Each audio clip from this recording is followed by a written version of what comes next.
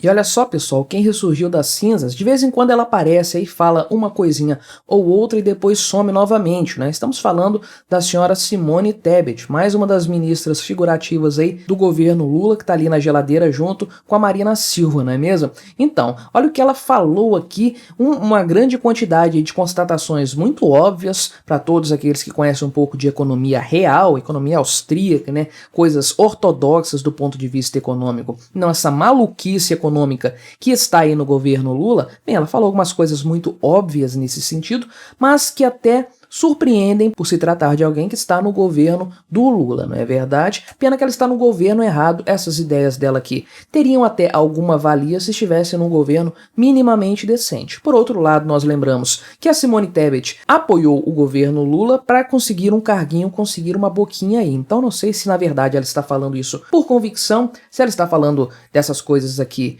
da boca para fora ou se ela simplesmente está no meio termo aí em cima do muro, não se decidiu ainda a esse respeito. Mas, surpreendente sim o que ela falou, ela até comentou que a inflação é um imposto e o pior imposto que incide sobre os pobres, né? Olha só que coisa surpreendente, né? Vamos dar uma olhada então aqui na entrevista que a Simone Tebet deu à CNN, ao programa Caminhos com Abílio Diniz, e vamos ver aqui quais foram os pontos econômicos abordados pela ministra do Planejamento do governo Lula. Não se esqueça, deixe o seu like e o seu comentário aqui neste vídeo. Se inscreva no meu canal se você ainda não for inscrito e se você quiser colaborar financeiramente com o meu trabalho, você pode clicar no botão Seja Membro aí embaixo. Valores a partir de R$ 1,99 por mês. Não vai te custar nada, não vai te fazer falta, mas vai me ajudar bastante. Pode ter certeza disso, né? Então, esse programa aqui, Caminhos, da CNN, é apresentado pelo Abílio Diniz, outro aí que fez o L com gosto durante a campanha eleitoral, certamente está muito arrependido, mas então ele convidou a ministra Simone Tebet do Planejamento do governo Lula para conversar a respeito dos caminhos econômicos que estão sendo aí trilhados pelo novo governo,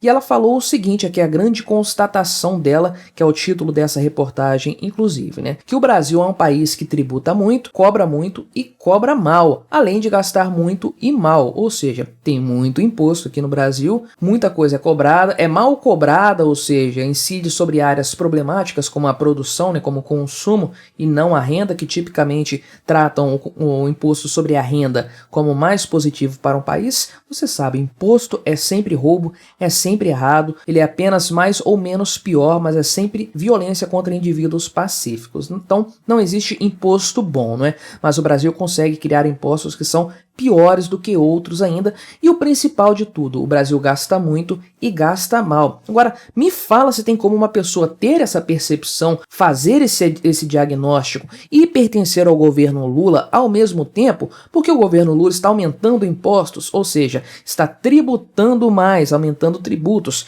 e o governo Lula está gastando muito e gastando mal. Afinal de contas, ela é uma das, sei lá, quase 40 ministras aí, ou ministros do Lula nesse novo governo, que criou uma quantidade enorme de pastas, de gastos absurdos aí. Então, como que ela pode fazer esse diagnóstico econômico aí, pertencendo ao governo Lula? Ela está apontando o dedo para o próprio governo do qual ela faz parte? É o que parece, né? E aí existe agora aí pela frente o plano plurianual, o PPA, que é feito aí um orçamento, uma previsão do que será gasto durante o período de 4 anos. Esse primeiro mandato aqui do Lula, aliás, esse primeiro ano do mandato do Lula, está sendo observado o PPA, que foi feito durante o governo do Bolsonaro, né? Sempre feito assim no primeiro ano de um governante para vigorar no seu segundo, terceiro, quarto ano e no primeiro ano do mandato seguinte, né? Então, nas palavras da Simone Tebet, o governo está perguntando nos estados, nos municípios, quais são as demandas, quais são as prioridades, para que seja elaborado esse PPA, esse plano plurianual, que seria, segundo ela,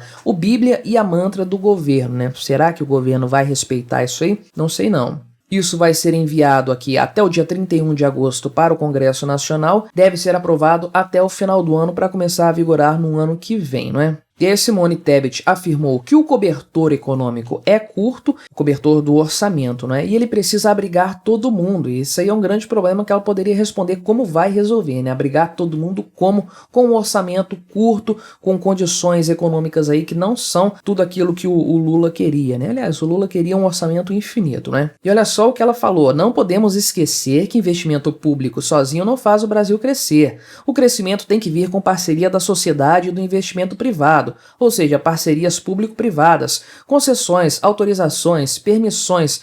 Ela queria falar privatizações aqui, mas não teve coragem. Mas basicamente ela está falando disso aqui, né? A gente sabe que grande parte das privatizações que são feitas na forma de concessões, não é? Então, basicamente, o que ela está falando é isso. O capital privado precisa entrar para que o Brasil possa se desenvolver, de fato, possa crescer do ponto de vista econômico. É isso que ela está falando aqui. O Estado sozinho não é capaz de fazer o país crescer. Precisa da iniciativa privada injetando dinheiro, injetando recursos, investindo no país para que a coisa aconteça. Parece um ministro do Lula falando para você? E aqui ela faz questão de pontuar que o governo Lula tem uma preocupação com questões sociais e que é necessário achar espaço fiscal para pelo menos cobrir os programas sociais elementares, né? Então você sabe muito bem o que se fala dessa história, provavelmente um arcabouço fiscal que vai tirar do limite de gastos os programas sociais para que se possa gastar indefinidamente nesse sentido aí. E ela disse aqui que foi criada uma secretaria de avaliação de políticas públicas justamente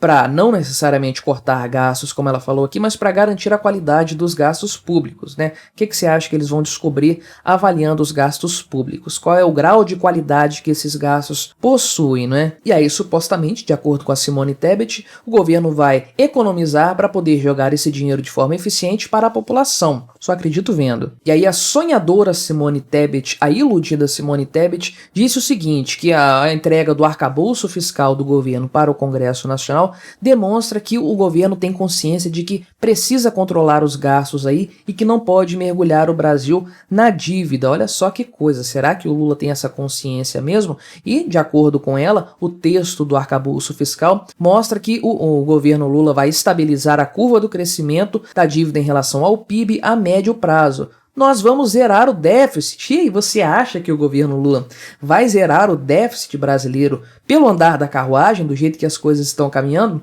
Cada um com suas crenças, não é? E aí ela já está aqui na torcida fazendo coro para que o Copom, na próxima reunião, que é pós apresentação do arcabouço, que não significa absolutamente nada, porque o arcabouço sequer foi apreciado pelo Congresso Nacional, é um texto apenas, não é uma lei, não é uma norma, não é uma regra.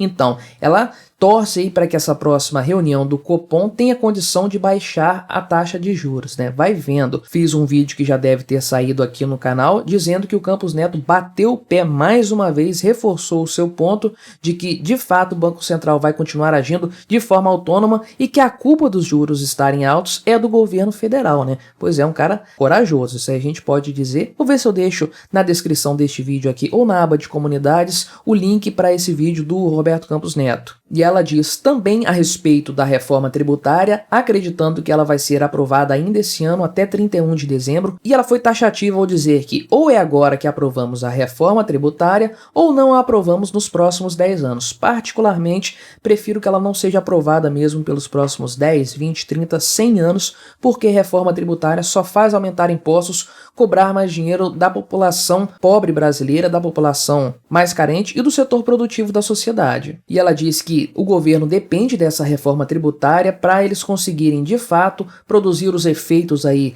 positivos na economia a partir de 2025. Supostamente o ano de 2024 já está garantido pelo governo, vai dar tudo certo, vai ser um mar de rosas aí, mas eles precisam planejar 2025 em diante, então precisam dessa reforma tributária para fazer isso, né? E olha só o que ela disse, né? Ela reconheceu que tem uma visão econômica diferente do PT, mas que o amor ao Brasil e à democracia que compartilham é maior do que aquilo que os separa. Que coisa linda, né? Que ela tem uma visão econômica diferente do PT, tá muito claro pela declaração dela aqui, a não ser que ela esteja sendo cínica, hipócrita nessa história, mas se ela está falando isso de forma convicta, realmente ela não tem absolutamente nada a ver com o Lula, a ver com o núcleo duro do PT, nem com Fernando Haddad. E olha só o que ela falou logo na sequência. Lamentavelmente, o segundo turno da eleição presidencial não levou 2 democratas para a disputa, então não havia outro caminho. Então ela está dizendo aqui claramente, abertamente, que tanto o Lula quanto o Bolsonaro não são democratas, são polarizadores da sociedade. Olha que coisa, será que ela está se revoltando contra o patrão dela? Será que foi autorizado ela falar isso aí de forma tão explícita? Será que o partido dela está tão bem assim na base do PT que ela pode se dar ao luxo de fazer esse tipo de comentário assim?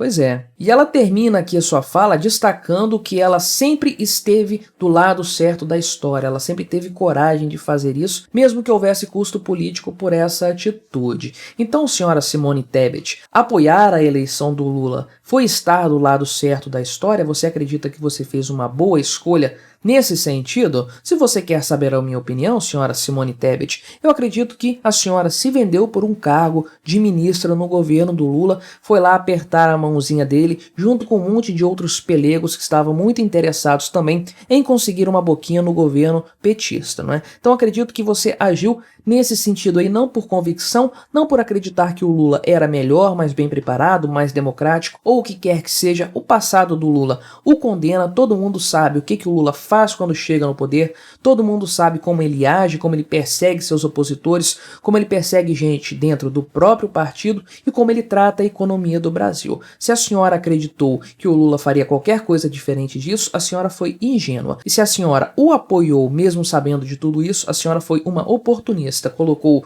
o futuro do Brasil em risco para conseguir uma colocação política, um carguinho para chamar de seu. Vergonhosa a sua atitude, embora eu preciso reconhecer que de fato a senhora Simone Tebet falou muita coisa certa aqui do ponto de vista econômico. Pena que isso aqui não vai fazer diferença nenhuma. Ela é uma ministra decorativa numa pasta que não tem muita importância e que não manda muito no governo do Lula. Ela está lá encostadinha do jeito que o Lula gostaria que ela ficasse, uma figura decorativa no seu governo, né? Mas o que você achou então das opiniões da senhora Simone Tebet? Colabore com o nosso debate, deixe aí o seu comentário, se inscreva no meu canal se você ainda não for inscrito e até a próxima.